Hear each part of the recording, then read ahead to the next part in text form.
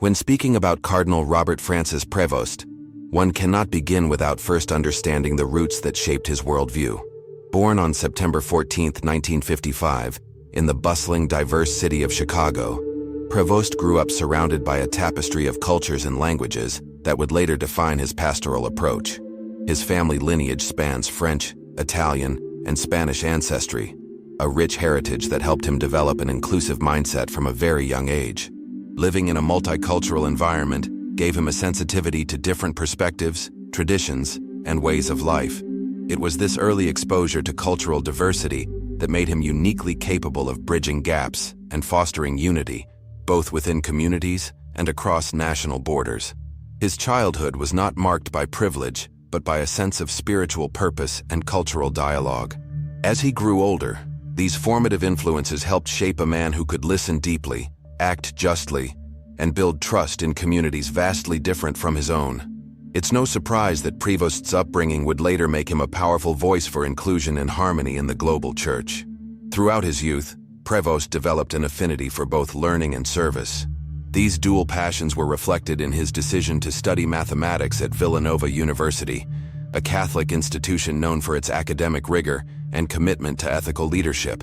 His choice of mathematics wasn't just about numbers. It was about solving problems, understanding patterns, and thinking critically. This analytical foundation would later serve him well in leadership roles, where complex decisions and strategic planning were part of his daily mission. But alongside his academic work, he remained deeply involved in ministry and service projects, volunteering in youth programs, and participating in parish activities.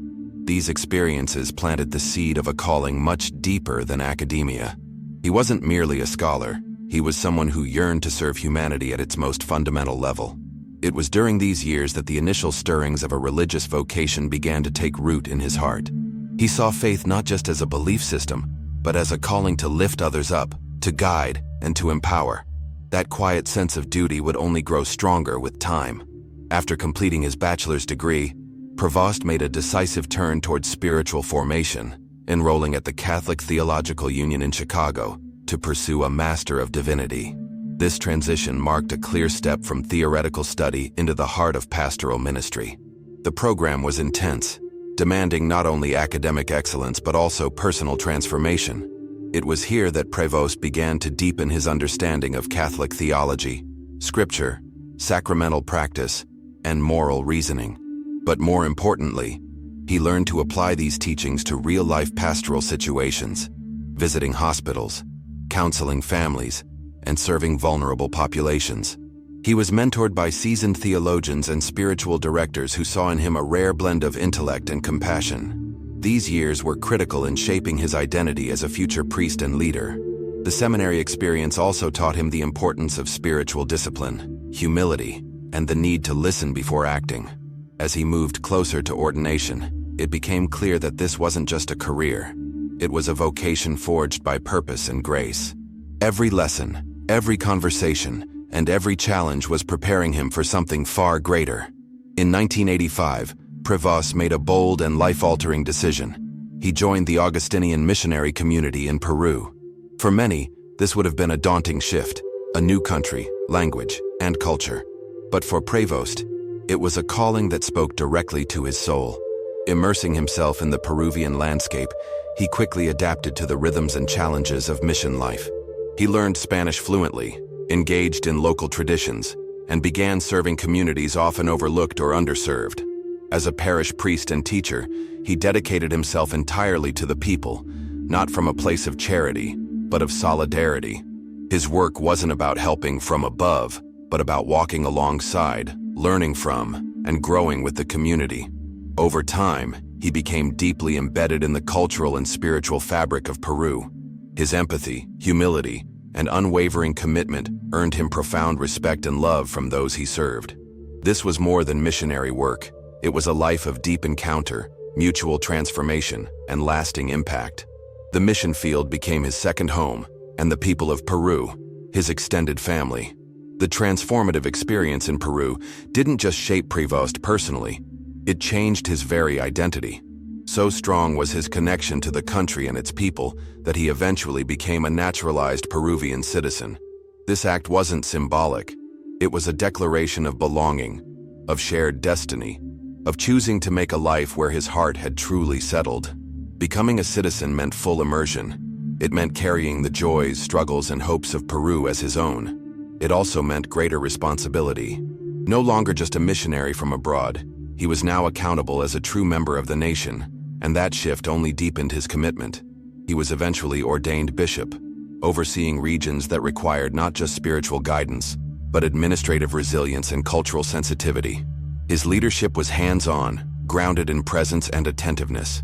He visited remote villages, listened to local concerns, and advocated for education, healthcare, and justice. His love for the people was returned in kind, and his role as a bridge between cultures became ever more visible. Peru wasn't just a place he served, it was the place where he fully became. As his impact in Peru grew, so did his reputation within the broader Augustinian community. In 2001, Prevost was elected Prior General of the Worldwide Augustinian Order, a historic leadership role that placed him at the helm of one of the Church's most respected religious congregations. Leading from Rome, he was responsible for guiding the global vision of the Augustinians, coordinating ministries in dozens of countries, and nurturing spiritual unity across borders. His leadership style was collaborative and visionary. He emphasized listening sessions, intercultural dialogue, and the importance of forming young religious leaders who could carry forward the Order's mission in a changing world. Under his guidance, the Order saw renewed energy, growth in vocations, and a recommitment to the core Augustinian values of community, humility, and love for truth. Despite the demands of global leadership, Prevost remained grounded, frequently returning to the field to stay connected with local realities. He led not from a distance, but through proximity, presence, and partnership. These years marked him as a servant leader of rare authenticity, one who could inspire while remaining deeply human. His time as Prior General also prepared him for a broader role in the Church. The Vatican had long taken note of his ability to unite people, to lead with both wisdom and grace, and to uphold the integrity of the Church's mission in complex global contexts. These qualities would eventually lead Pope Francis to appoint him to one of the most influential roles in the Roman Curia, Prefect of the Dicastery for Bishops. As Prefect, Prevost now oversees the delicate and vital task of selecting bishops worldwide. It's a role that demands discernment, transparency, and deep theological and pastoral insight. Bishops are not just administrators, they are shepherds of souls, and Prevost takes this responsibility with the utmost seriousness. He's known for engaging local churches in the selection process, ensuring that new bishops reflect both the needs of their communities and the universal values of the Church. In this role, he's not just shaping dioceses, he's shaping the future of the global Catholic Church.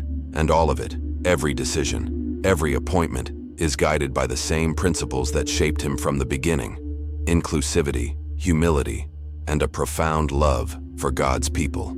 The role of Prefect of the Dicastery for Bishops places Cardinal Prevost at the heart of some of the most consequential decisions in the Catholic Church today. Every bishop appointed under his leadership can shape the faith journeys of millions of people across the globe. This isn't a role for the faint of heart. It requires spiritual depth, political tact, and the ability to perceive the needs of vastly different communities, from rural parishes in Africa to metropolitan dioceses in Europe and Asia.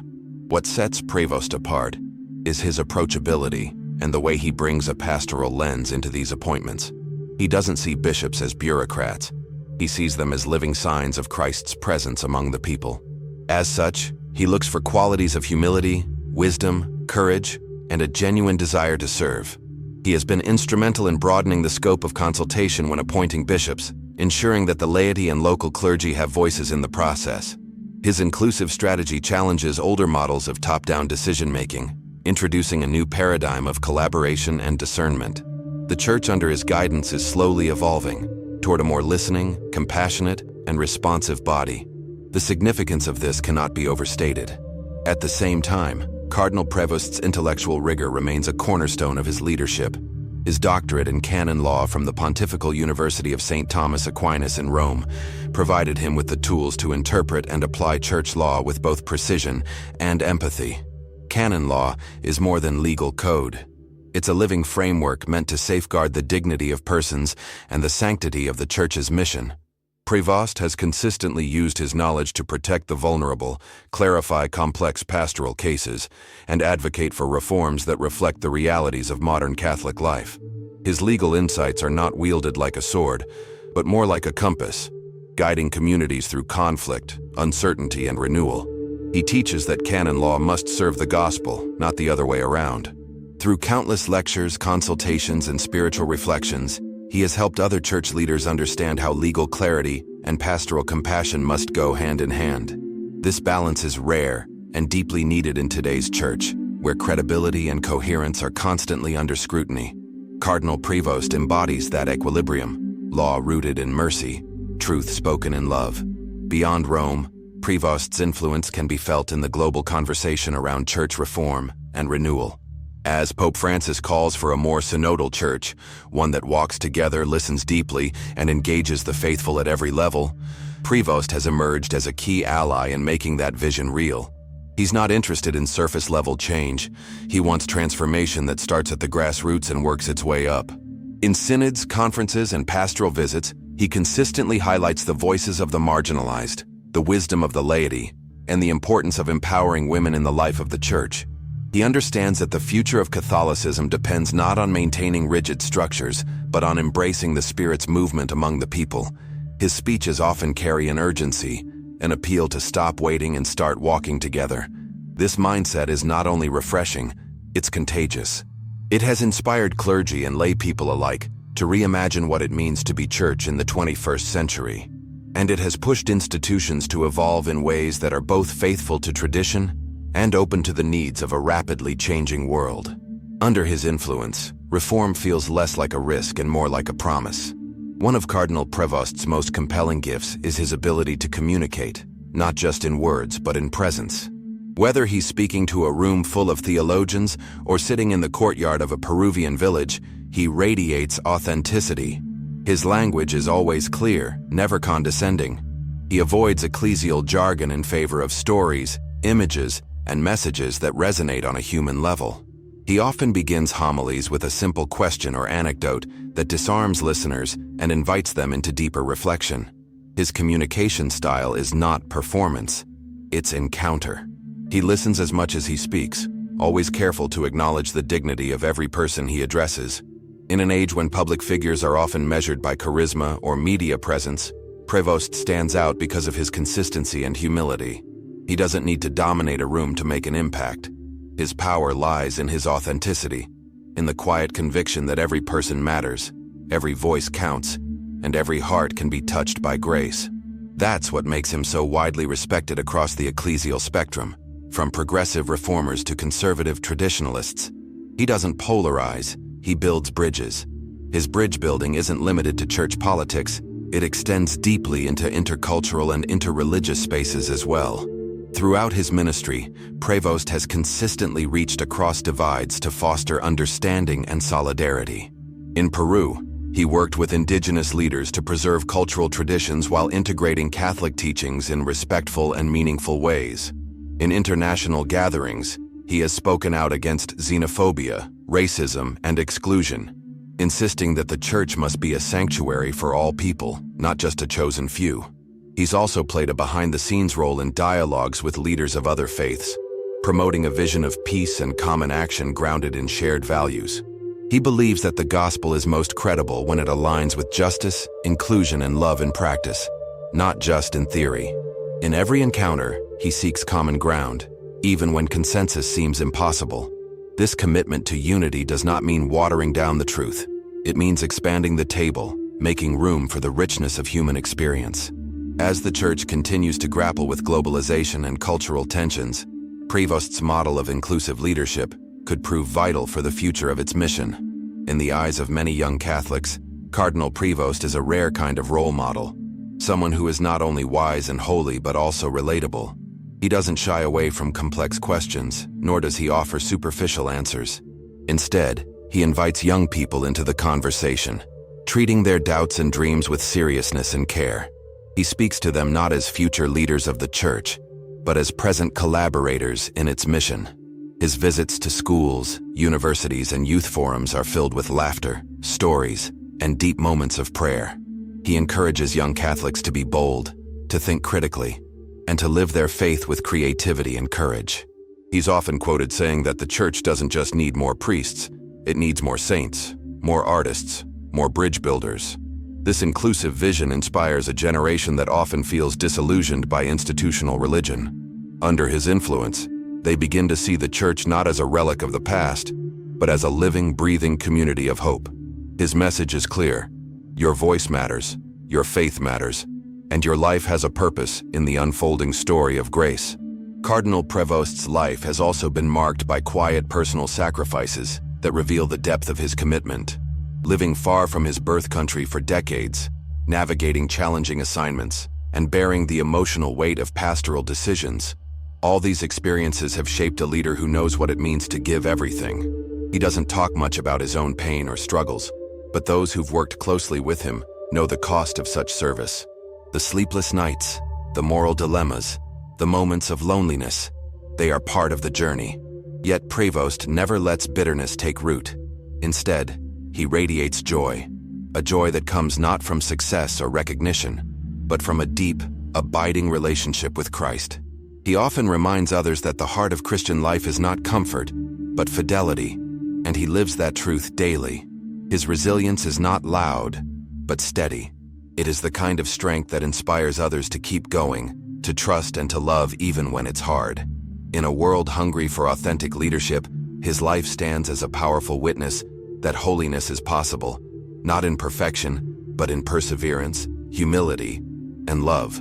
When examining the leadership style of Cardinal Prevost, one immediately notices the deep connection between his decisions and his discernment process. He does not operate from a place of impulse or convenience. Every move is rooted in prayer, consultation, and reflection.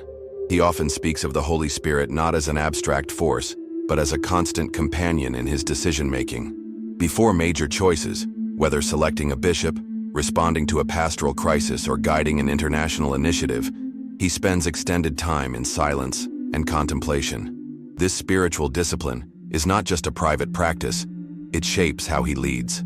He brings this contemplative presence into meetings, discussions, and even disagreements.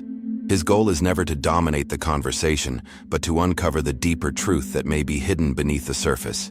His discernment includes listening to those on the margins, seeking input from women, young people, and those whose voices are often overlooked. By anchoring leadership in discernment, he redefines what it means to be a church authority, not someone who commands from above, but someone who listens, prays, and acts with the heart of a servant. This rare blend of decisiveness and spiritual humility is what makes him such a trusted figure across the global church. One of the most important but underappreciated dimensions of Cardinal Prevost's influence is his emphasis on spiritual formation. For him, leadership in the church isn't just about theology or governance, it's about holiness. Throughout his ministry, he has worked tirelessly to strengthen spiritual formation programs for seminarians, priests, religious, and lay leaders. He believes that without deep inner formation, even the most talented leaders will eventually falter. Formation, in his view, is not just academic. It includes emotional maturity, cultural awareness, and a strong interior life. He has pushed for formation programs that include more time for silence, self-awareness, and community building. He often insists that future church leaders must learn to balance action with contemplation, passion with patience, mission with rest. In a world driven by results and visibility, this message is countercultural, but precisely what the church needs. Prevost is also known to personally mentor young clergy, guiding them not only through ministry decisions, but also through personal struggles and vocational doubts. His presence in their lives becomes a source of stability, clarity, and encouragement. The fruits of this investment are slowly emerging. A new generation of clergy that is more grounded, empathetic, and prepared to face the complex realities of pastoral life. In his travels across continents, Cardinal Prevost consistently emphasizes one word that captures his vision: accompaniment. He believes that the church's primary mission is not to dictate from a distance, but to walk closely with people, especially those who suffer. Whether it's accompanying a family in grief, a community after disaster, or a priest burned out by ministry, He teaches that the first step is not to offer solutions, but to be present. This ministry of presence is powerful because it reflects Christ's own approach, meeting people where they are, without judgment, with open arms. He has encouraged dioceses and religious communities to adopt this model, training pastoral workers to listen more deeply and judge less quickly. In his talks, he reminds the church that conversion doesn't come through coercion, but through love, trust, and mutual respect. This is especially important in an age where many feel alienated from organized religion. By promoting accompaniment, he offers a path back to the heart of the gospel, a church that walks with, not above, its people. In practical terms, this means more pastoral visits, more listening circles, more time spent in homes and neighborhoods. Accompaniment is not a strategy, it's a lifestyle. This pastoral closeness also defines how Prevost responds to crises. In times of scandal, division, or tragedy, he never disappears. Instead, he shows up, physically, emotionally, and spiritually. His leadership is marked by courage in the face of difficult truths. When abuse scandals have rocked parts of the church, he has advocated for transparency, justice, and the centrality of victims' voices. He does not tolerate cover-ups or excuses. Instead, he insists that true healing begins with truth.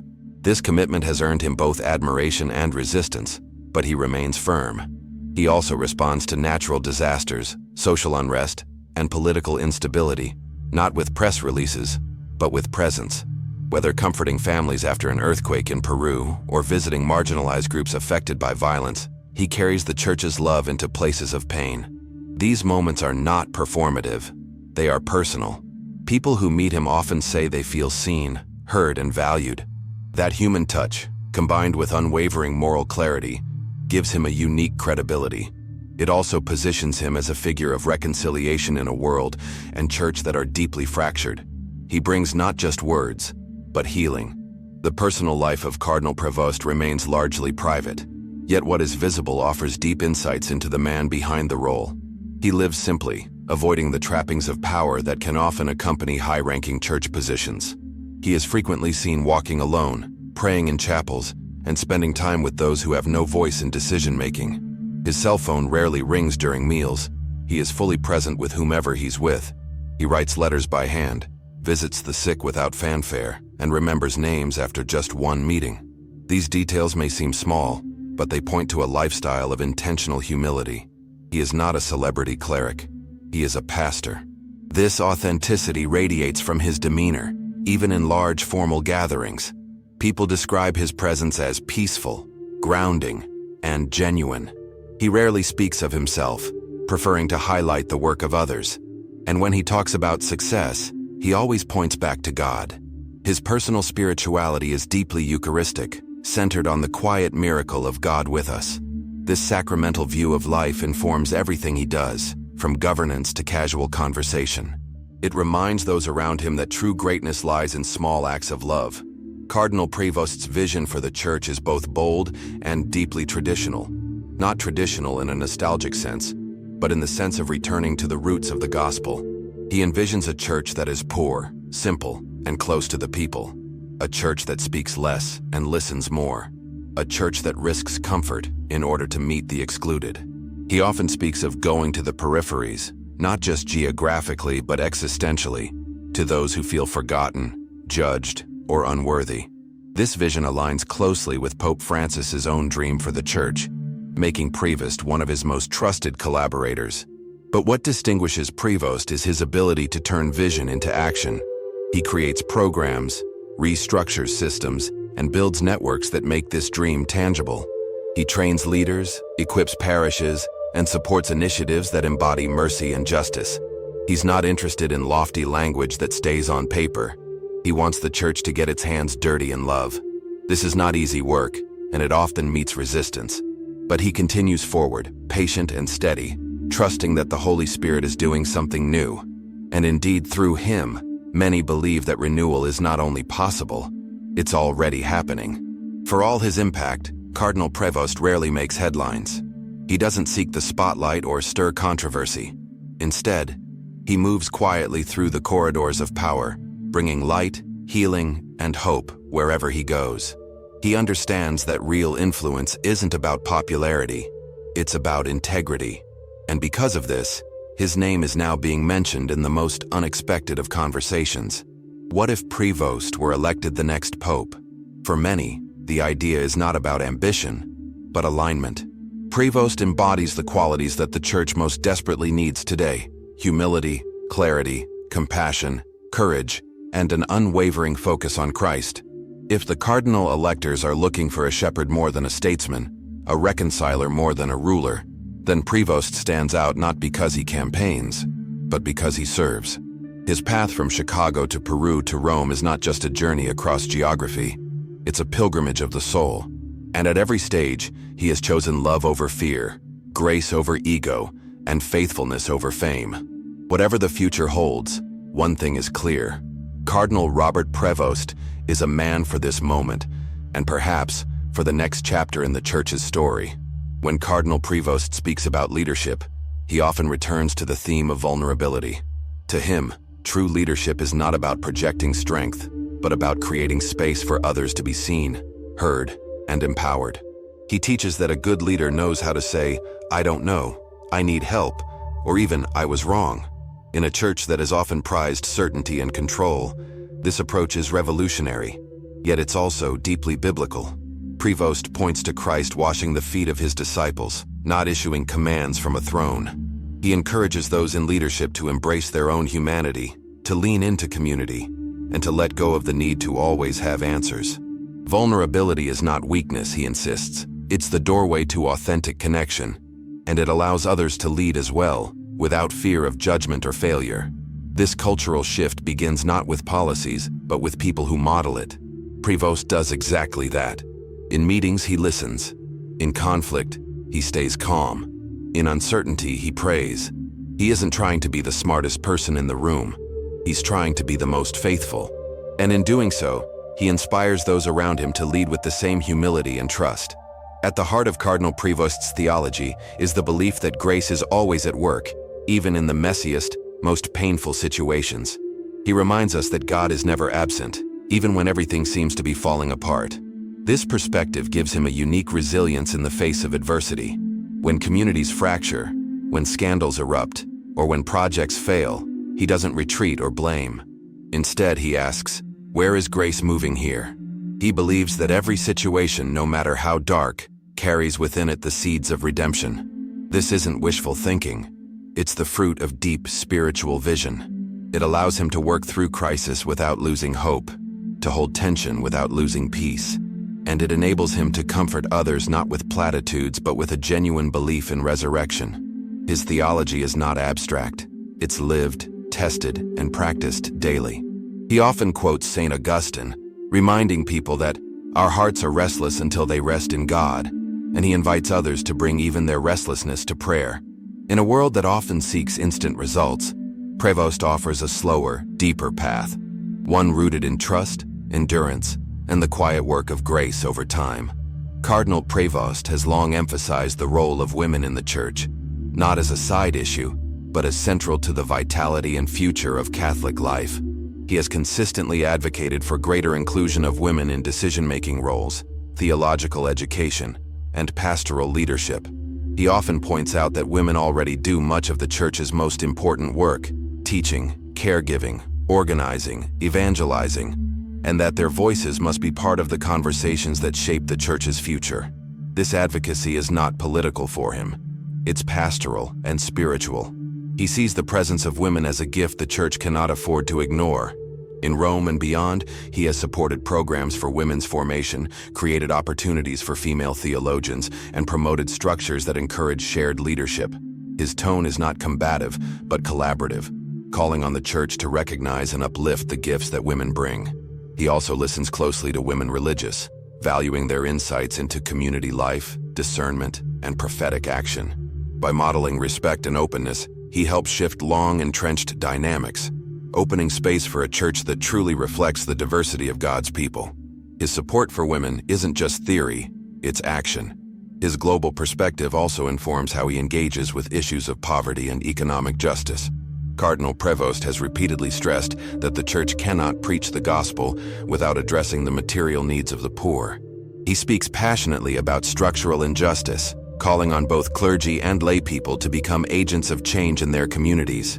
In Peru, he helped set up programs for food distribution, education, and healthcare, not as charity, but as part of a holistic mission of dignity. He teaches that poverty is not just a social problem, it's a theological one. The gospel demands a preferential option for the poor, and he believes this must be visible in the church's budget, its preaching, and its daily actions. In global synods, he has urged leaders to listen to those who suffer economic exclusion, to bring them to the table, and to design policies that reflect their realities. He challenges dioceses to reduce unnecessary spending and to reinvest in the needs of the most vulnerable. His message is clear. A church that does not serve the poor is not truly the Church of Christ, and he backs that message with a life of simplicity and solidarity. Another key dimension of Prevost's leadership is his ecological awareness. Inspired by Pope Francis's Laudato Si', he has been an active proponent of ecological conversion within the Church. He believes that care for creation is not just a modern concern, it's a sacred obligation rooted in Scripture and tradition. In his ministry, he has supported local farming initiatives, green energy projects, and education programs that teach ecological responsibility as part of the faith. He often frames ecology in deeply spiritual terms, reminding people that creation is not a resource to exploit but a gift to cherish. In meetings with young people especially, he connects environmental stewardship with their desire for justice, peace, and a future worth inheriting. He challenges parishes and dioceses to measure their ecological footprint and to commit to sustainable practices. This includes reducing waste, planting trees, switching to renewable energy, and promoting local economies. For him, the cry of the earth and the cry of the poor are one and the same. By integrating ecology into the Church's mission, he's helping build a generation of Catholics who see faith and environmental care as inseparable. Technology and media are also areas where Cardinal Prevost shows rare insight.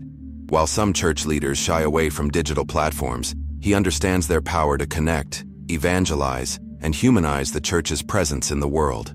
He doesn't seek fame, but he encourages smart, ethical engagement with media. In interviews, he speaks calmly and clearly, avoiding polarization and inviting thoughtful dialogue. He's known to meet with Catholic communicators, journalists, and digital creators, urging them to tell stories that reflect the beauty and complexity of faith. He emphasizes authenticity over performance and cautions against turning faith into content that feeds division or spectacle. Instead, he dreams of a church that tells stories of mercy, resilience, and everyday holiness. He supports digital literacy in seminaries and encourages priests to understand both the power and the limitations of social media. His hope is not just for visibility, but for credibility, a church that speaks online as it lives offline, with humility, truth, and compassion. In this way, he models a presence that is both modern and deeply rooted in gospel values. Despite his global influence, Cardinal Prevost never lost touch with the local church. He believes that real transformation happens not in grand gestures, but in the faithful daily witness of communities. He often highlights small parishes, hidden ministries, and local initiatives as the heart of the Church's mission. In talks and letters, he thanks those who serve without recognition: catechists, caregivers, volunteers, calling them the hidden saints of our time. He teaches that holiness is not rare or unreachable, but found in the everyday choices of love, patience, and sacrifice. His visits to small communities are never rushed. He listens to their struggles and lifts up their hopes. He reminds bishops and pastors that their authority exists to serve these very communities, not to control, but to empower. This perspective has earned him deep trust among grassroots Catholics who feel forgotten by higher structures. His leadership style affirms that the Church is not a hierarchy looking down, but a network reaching out. And in that vision, the smallest community is just as important as the grandest cathedral. That balance of local care and global responsibility is what makes his ministry truly complete. Cardinal Prevost's vision of unity is one of the most defining features of his ministry. He believes that division is one of the greatest threats facing the Church today, not only theological or political division, but the subtle, everyday disunity that creeps into relationships, communities, and even hearts. He preaches tirelessly about the call to communion, to see one another not as enemies or rivals, but as brothers and sisters in Christ. This conviction guides his every action. In meetings, he's known for diffusing tension with grace and for inviting opposing voices into respectful dialogue. He has participated in global synods where ideological clashes are common, yet he never loses his composure or focus. Instead, he consistently points people back to the central truths of the gospel: mercy, humility, and reconciliation. He's often quoted saying, "Unity doesn't mean uniformity, it means harmony." And he lives that truth in everything he does. In an increasingly polarized church, Prevost's approach is healing. It reminds people that disagreement is not a threat, but an opportunity for deeper listening, growth, and grace. He is, in the truest sense, a peacemaker, someone who holds space for complexity without compromising on love. This vision of unity also extends beyond the church itself. Cardinal Prevost understands that the world is watching, and that the credibility of the church depends not just on what it believes, but how it behaves. He frequently addresses topics like immigration, racial justice, and economic inequality, not from a partisan stance but from a profoundly human one. He believes that the church must be a moral compass, a refuge, and a prophetic voice in the world. When countries close their borders or treat migrants as threats, he speaks out. When systemic racism causes harm and division, he calls for repentance, reform, and reparation. His advocacy is grounded in Catholic social teaching, but it's animated by personal encounter. He's visited migrant camps, met with victims of injustice, and shared meals with people on the margins. These encounters are not symbolic, they're formative. They influence how he advises bishops, how he shapes policies, and how he prays. He calls the church to be a bridge builder in society, not a bunker. And he constantly asks, what kind of church are we becoming? His dream is one where faith is not just professed, but lived in concrete acts of justice and compassion. Another element that sets Prevost apart is his capacity for long-term thinking. He does not lead based on trends, fear, or popularity. He makes decisions rooted in what will serve the church, not just today, but decades from now. He's known to ask deep, challenging questions. What kind of pastors do we need in 30 years? What spiritual wounds must we begin healing now? How can we form communities that will withstand the turbulence of the world without losing their joy or purpose? These questions guide his approach to formation, appointments, and strategic planning. He invests in young leaders not because of idealism, but because he knows that the seeds planted now will bear fruit later. He supports long-term projects in education, healthcare, and evangelization, even when results are not immediate. This patience is rare in a world obsessed with instant success. But Prevost operates on a different timeline, God's timeline. He trusts that slow growth rooted in prayer and discernment is often the most lasting. His example calls the church to think not in election cycles or news cycles, but in spiritual centuries. And that perspective gives his leadership a rare depth and stability. In pastoral conversations, Cardinal Prevost often returns to the theme of hope, not as optimism, but as a theological virtue that anchors the soul. He reminds people that hope is not the denial of difficulty, but the decision to trust in God's goodness even in the midst of darkness. He sees hope as the engine of perseverance, creativity, and renewal. In communities overwhelmed by despair, whether from poverty, scandal, or cultural change, he brings a message that is both gentle and strong. You are not alone. God is with you. The church is with you. And your life still matters. This message has power because it's not abstract. It's embodied in his presence, his actions, and his leadership. He walks with people through suffering, never rushing them to move on, but also never letting them forget their dignity. He believes that every person, no matter how broken, still has a place at the table. This kind of hope is contagious. It rekindles vocations, restores families, and rebuilds trust. In every situation he asks, what is the resurrection God is preparing here? And by asking that, he helps others begin to see it too. Prevost's impact on the church's relationship with indigenous peoples is also profound. In Peru, he worked closely with indigenous communities, not only respecting their cultures but actively defending their rights. He challenged extractive industries that threatened their lands, and he supported efforts to preserve native languages, spiritual traditions, and ways of life. He taught that evangelization does not mean erasing culture. It means allowing the gospel to take root within it. This respect for enculturation has made him a trusted ally in Indigenous circles, and it has shaped the Church's evolving stance on colonial legacies. His voice has been instrumental in Vatican conversations about reconciliation, especially in places like Canada and Latin America, where the Church has a painful history with Native peoples. He insists that true reconciliation requires truth-telling, apology, and tangible change. It's not enough to say we're sorry, we must also say we are listening. His model shows that healing is possible when justice and mercy walk hand in hand. And as the Church continues to grapple with its past, leaders like Prevost show a path forward that is honest, courageous, and deeply rooted in love. Cardinal Prevost's spiritual legacy is already taking shape, not just in policies or positions, but in the hearts and minds of those he has touched. Around the world, people carry stories of encounters with him, moments of grace, clarity, and encouragement that changed their lives. Priests speak of him as a mentor. Families remember him as a comforter. Activists see him as an ally, and theologians respect him as a thinker. His influence spans generations and geographies, yet it always returns to something simple: presence. He shows up, he listens, he stays, and in doing so, he becomes more than a leader. He becomes a witness to Christ. That witness is shaping not only those who know him personally, but the entire Church. His example is inspiring new models of leadership, new ways of being church, and new paths of holiness. Whether or not he is ever elected Pope is not the point. The point is that he is already leading the Church forward, quietly, faithfully, and with great love. His legacy is not about power, it's about presence. And in that presence, countless people are finding faith again.